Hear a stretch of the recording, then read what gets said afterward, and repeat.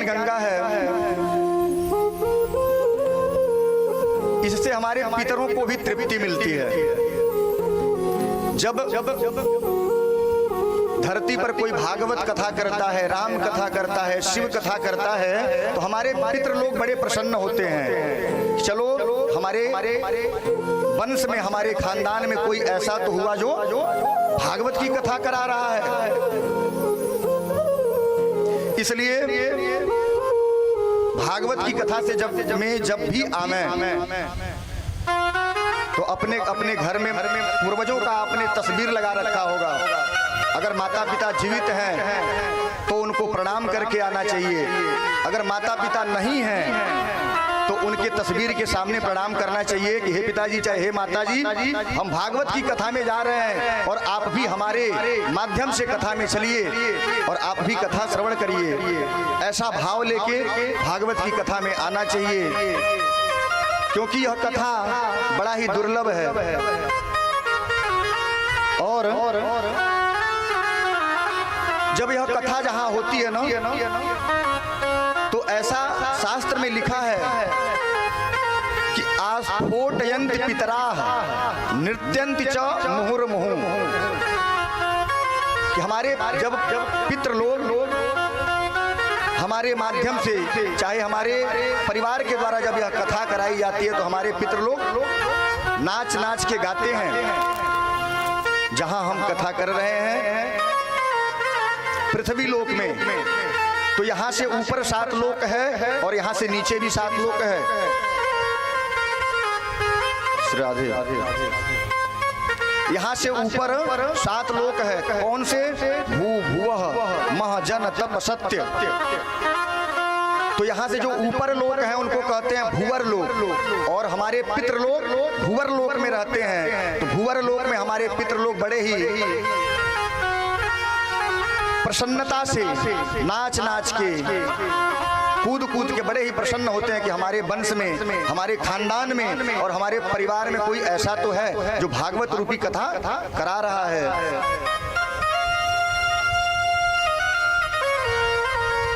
एक बड़ा ही सुंदर दृष्टांत आपको सुनाते हैं।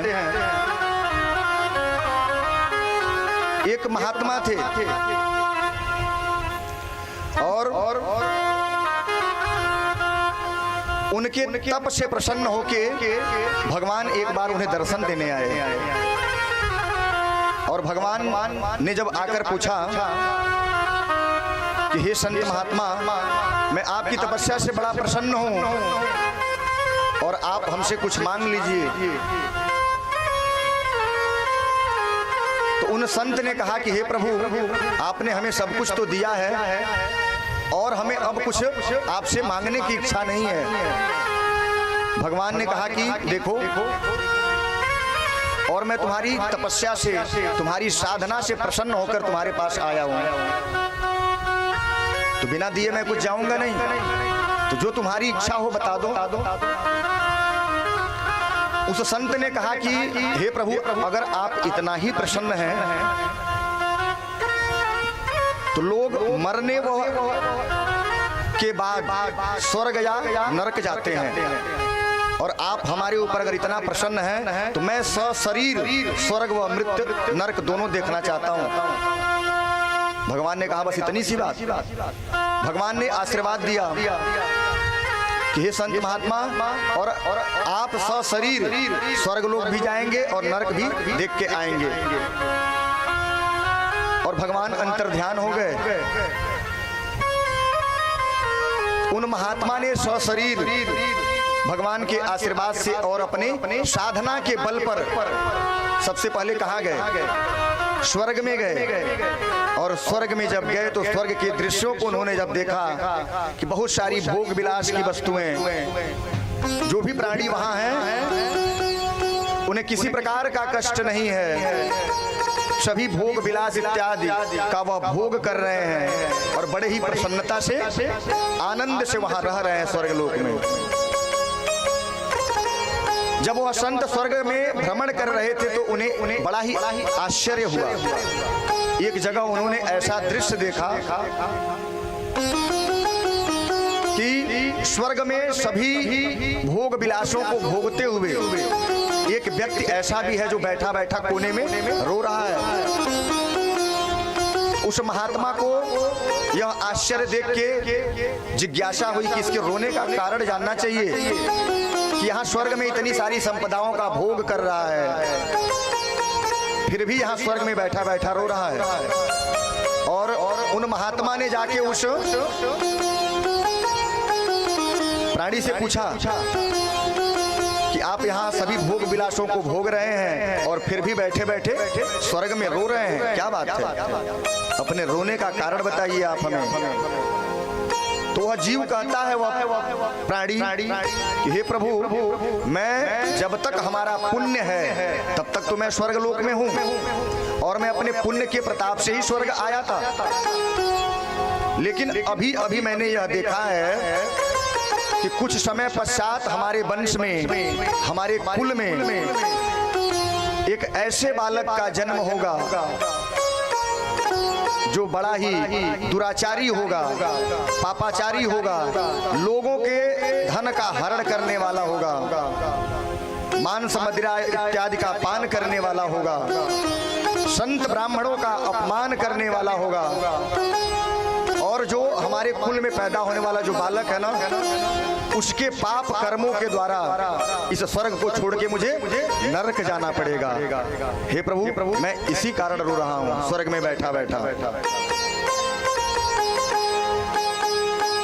तो संत महात्मा ने कहा, भाई अब तुम कर ही क्या सकते हो? जब तक तुम्हारे पुण्य हैं तब तक तुमसे स्वर्ग में आराम से भोगो।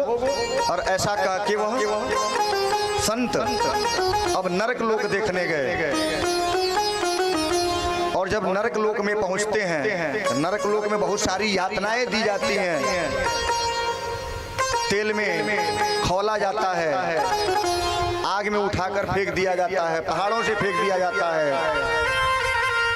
कीलों से चुभोया जाता है। यह सारी यातनाएं दी जाती हैं। तो नरक लोक में घूमते हुए वहां भी उन्हें एक बड़ा आश्चर्य दिखा कि नरक में सारी यातनाओं को भोगते हुए एक व्यक्ति ऐसा भी है कि जो सभी यातना तो भुगत रहा है लेकिन फिर भी बैठा बैठा हंस रहा है। महात्मा ने सोचा कि यह बहुत सारी यातनाएं भुगत रहा है लेकिन फिर भी हंस रहा है, तो पूछना चाहिए क्यों हंस रहा है भाई। तो महात्मा ने जाकर जब पूछा उससे कि आप यहाँ यातनाओं को भोगते हुए भी हंस रहे हैं, क्या कारण है आपके हंसने का?